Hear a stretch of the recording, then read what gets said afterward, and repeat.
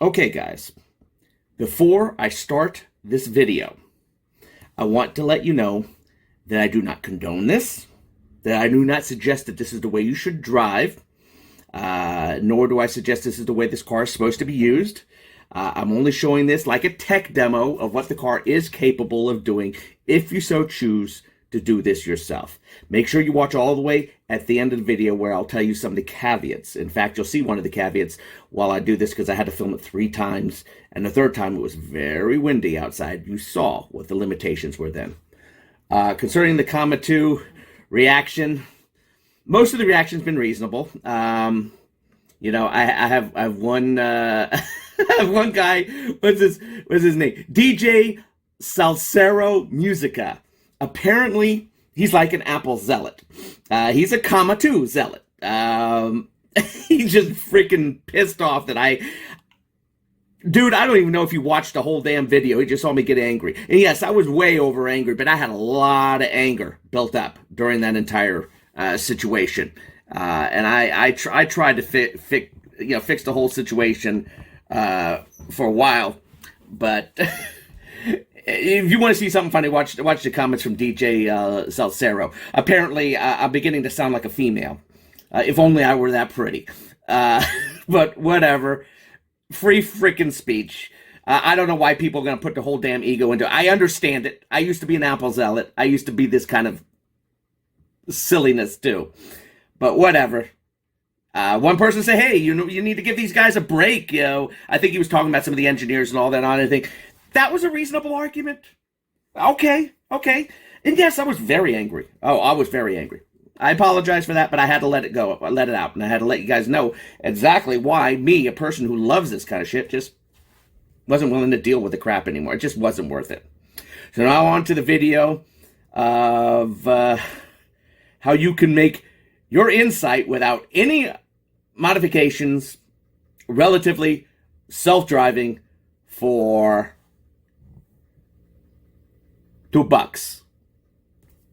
On we go. Well, hi guys, Bertier here, filming again. This is the third time I've tried to film this. I got my peanut gallery here with me today. I'm sure she'll throw in a few attitudes every now and then and correct my grammar and shit. Well, giggle. Well, we don't have the dogs this time. As the beginning of the video showed you, I'm going to show you how to turn your car into a self-driving car for $2. This is the device you want. Very difficult to find. 20-ounce bottle of Poland Springs. Basically, with the Poland Springs, you don't want to film down here. Yep, you got to put it in like this, and you put it like that. Half filled is what you want, and that'll work. All right, at this point, just make sure you're set your regular cruise control. And what I usually like to do is I like to set my distance at maximum just for safety, so I have the most amount of things to do. I did this a couple of times only recently, and it works pretty damn well. At this point, I'm taking my hands off the steering wheel. We got a hard curve up here. I don't know how it's going to handle, but I'm letting the car deal with everything by itself. Going 70 miles per hour.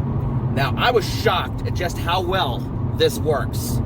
And the lady of the house over here, she got a kind of a giggle when I told her I sent back the $1,200 item, and I found a new self-driving system, and it cost me $2. And when I showed her what it was pretty funny. Now, guys, this is not in the same category as a Comma 2, but it does do very well. As you see, we just went through a nice curve and handled it perfectly fine. It's a little windy out there, so we're getting blown around, but the car is going to handle it just fine. Now, a few things to note about this. Keep in mind, unlike the Comma system, this system is going to be basically watching the lines of the road. So if you got bad lines, you may have more trouble. So you obviously going to want to have to keep close attention and make sure your markings are lit on the screen up front for your lane markers to let you know that it's seeing lane markers. That's very important. And obviously you want to pay close attention because you don't have anything telling you to pay close attention. So I wouldn't recommend doing this when you're very tired. Otherwise you could conceivably fall asleep while the car drives for you. But I'm telling you right now, this works very, very well, surprisingly well. But be very careful Don't fool around with it. I don't recommend it in heavy traffic. Right now we're being blown around, but it's not really the car that's doing it. It's the wind. It's windy out there apparently, and the car is, you know, kind of ping-ponging trying to fix the driving. With a bottle in there, you don't get the warnings from the system. Now, the old system, you'd be able to put potato chip clips on your steering wheel, and that would work. But you know, the developers got wise to that shit, and they made it so there has to feel like there's something pulling against the wheel. So the partially filled bottled water is great for that. Now, as I said, it's getting pretty bright out there. As I said, basically, this is going to be best for an expressway drive. I don't generally recommend this on side roads, although it can be used on some side roads. But to give you an example, here in Maine, and we're doing a nice little turn right here, handling it perfectly well. She's driving like a champ. She handles it great, so going straight ahead on straightaways. So if you do a lot of expressway driving, this trick may actually help you out a lot. Now, here's where we run into minor problems. We're getting into a turnoff. Now, it wants to pull over, but now it sees the dots on the side. Now, this is one of the problems you're going to run into that the Comma 2 would not have. And she's kind of, she got a little lost there with the line, so I had to correct there. And let's get us back on track. This is one of the things you're going to run into that's a problem with the main system that isn't going to happen on, say, the Comma 2, which is going to be much more intelligent in this aspect. This car is going to try, it's always going to try to get into the center of the lane. If the lines start disappearing and you have like more of a runoff, in this case it didn't have a problem because it's just doing fine, but on occasion you'll come up to, say, an expressway exit, and it's like an open field, the car will start swaying over. Now let's see how well she handles this. Yeah, she can't handle the turn quite as well. Let's see. There we go. Hang on. She got it now? Yeah. It's a kind of a hard turn. This is where the torque aspect of the car is the problem. The car has a limitation of how far it will turn its steering wheel. But it can actually do it. Also, she tends to like to hug the edge of the road. As you can see, we're very close to the edge. Right now, we're not over it, but we're very close to the edge. We're not crossing over it. We're still taking a turn okay. And now she's straightening out. So there are limitations what it can do. But as I was saying with expressways, since the lines disappear for a little while for you to start merging out to go and go off into your exit, the problem happens is the car tries to get in the center of that. Most exits will have those little dotted lines, and the car will try to catch up on that, and it'll get in the middle of the lane again, and it'll fix itself. But keep that in mind. When you get near some exits, she may want to try to merge into the center of that lane, and you may end up in the center of both lanes. So keep that in mind when you're doing this. Now, getting back to outside roads. Here in Maine, we have like country rolling roads. Here we got a small curve coming up, and she's handling it perfectly fine. Keep in mind, it's a little bit windy out there, so she's a little bit more nutsy about it, but she's still handling it. Again, she's still a little towards the edge, and that's also a reason why it's a problem on back roads. As an example, in Maine with country roads, usually it's a center lane, you got the edge lane, and then you've got grass and woods.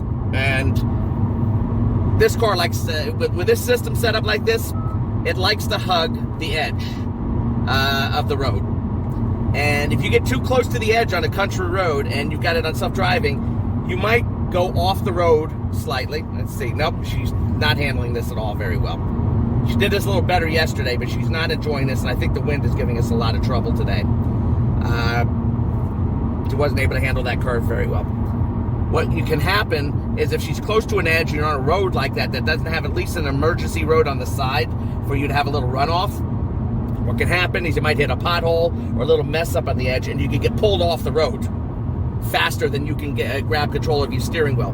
So I don't recommend it on country roads. Now, obviously, curves are going to be a problem. And I'm going to tell you right now, this is the first time I've done it in the wind, and wind could be a little bit hairy. She's not handling the curves as well with the wind.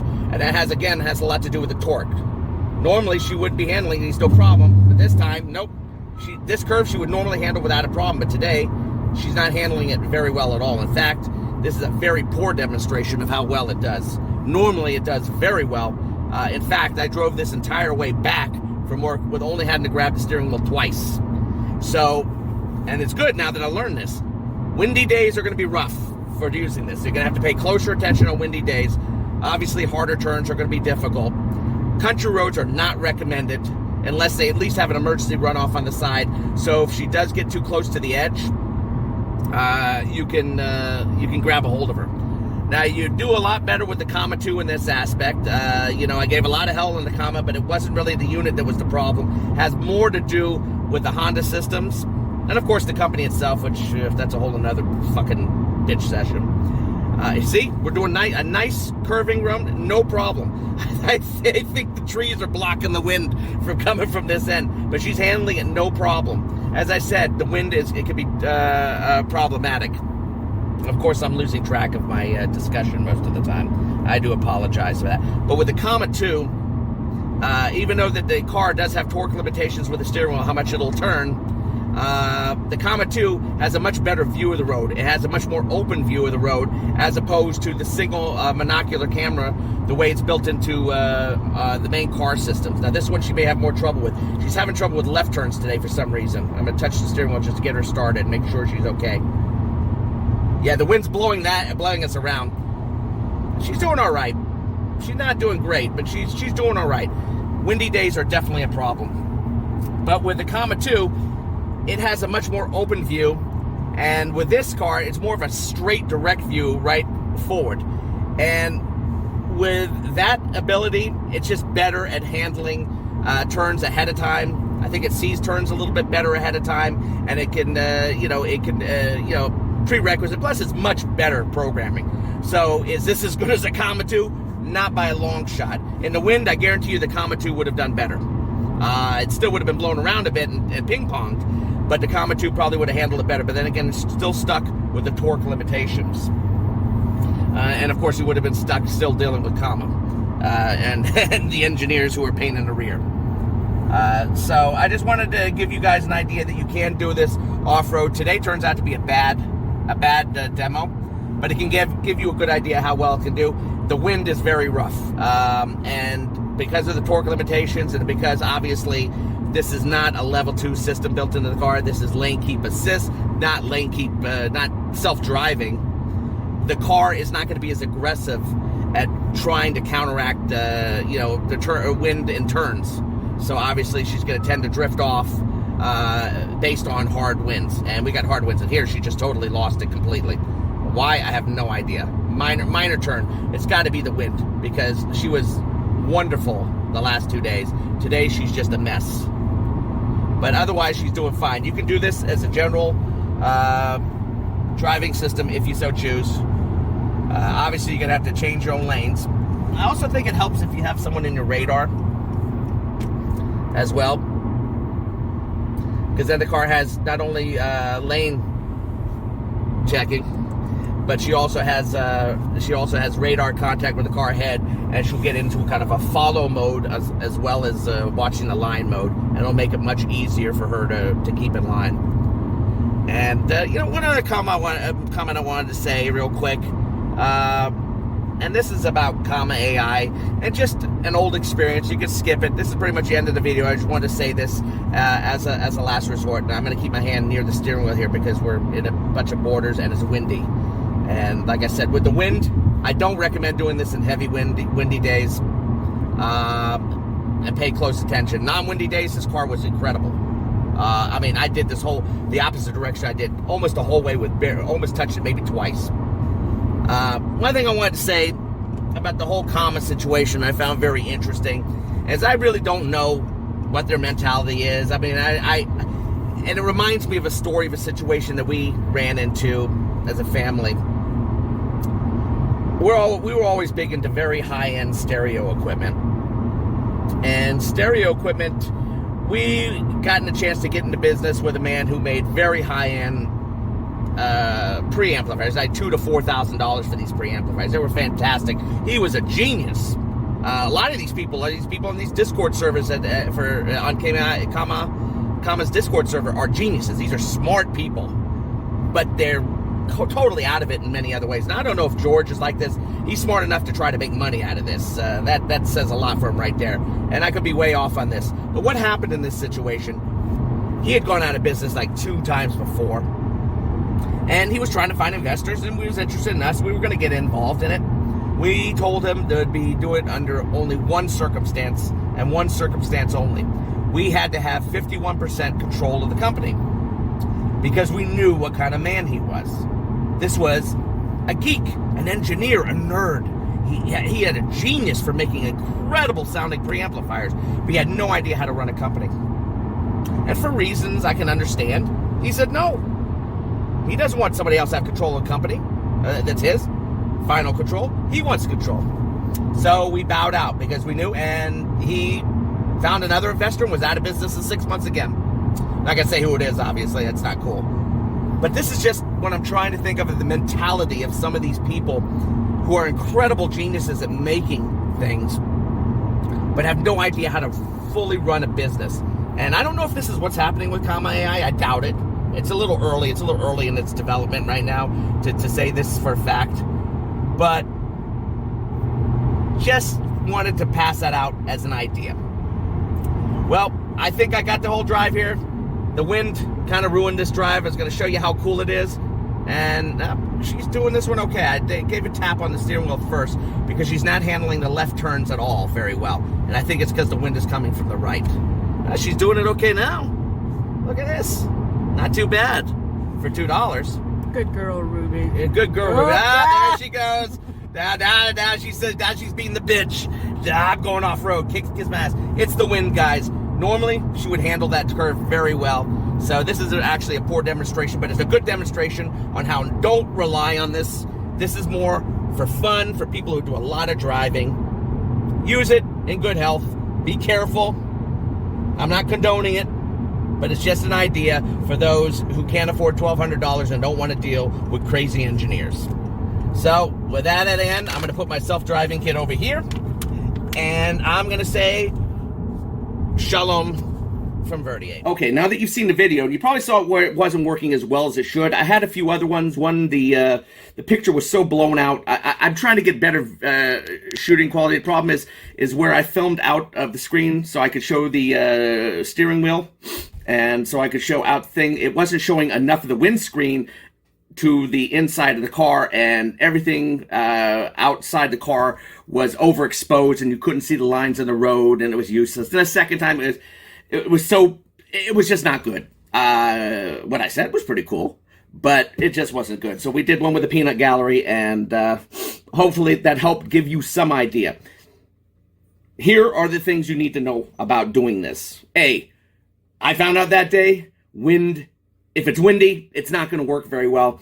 As it turned out, the wind was blowing from that side, and every time I had to turn in that direction, it would blow my car off the road, and the Honda doesn't have enough torque in the steering, and let's face it, this is not a self-driving system. It's not meant to be used this way. But you see how well it can work, and it can actually, the next day on my way back home from work, it drove me almost the entire way without me ever touching it but once, because the turn was just too hard of a turn. So it's great for that. So it does actually work. Don't use it in rain. Don't use it in bad weather of any kind. It is not designed for this. It's not designed for this at all. Don't use it under those circumstances. But this thing works very well on expressways. So basically, for a $2 bottle of water, and you might want to check with the amount of water you want to put in a bottle, it works very well on expressways. Also, if you have to do harder turns on it, you've got that bottle in your steering wheel. Now, usually the worst it'll do is it'll turn on your windshield wipers as it hits the stalk, and it'll hit your turn signal as it hits the stalk. But either way, you got that bottle banging around, falling in your lap. Don't take the chance. Don't do it in heavy traffic either. It's not a good idea. Just do it when you're doing a long expressway drive, and it's not overly crowded with cars. And it's not like raining or massively winding. And oh, for God's sake, don't do it when it's snowing. It works really well, guys. It really works really well. So use it at your own risk. I don't condone it, but those are the things you need to watch out for when using when using a $2 self steering system. Is it as good as the Comma 2? No, it's not as good as the Comma 2. But for general use, yes, it is. The Comma 2 is just more obnoxious, actually, because the Comma 2 is trying to be more careful about making you aware of your surroundings. I mean, don't use it when you're tired, because if you fall asleep, the car is eventually going to drive off the road. It's going to miss the turn. It's going to drive you off the road. You're going to crash. You're dead. At least the Comet 2 is going to scream at you if you fall asleep. You know, you nod off like that, and the Comet 2 is going to be screeching at you and disengaging the gas and all that. Also, you know, you're limited at speeds of 45 miles per hour or higher, because that's the only time that the lane keep assist is going to be working. So use it at your own risk. Give it a shot. See what you think. I thought it was pretty cool. I plan on using it on part of my expressway drives, but not on my back road drives. I've tried it a few times. There are caveats. Most of the turns are too heavy for the car to do anyway. And without that emergency road on the edge, you don't have any leeway if in case there's a mistake if your hands aren't on the wheel. So that's all I have to say about this, and I hope you found the video interesting. And that's it. 38 out.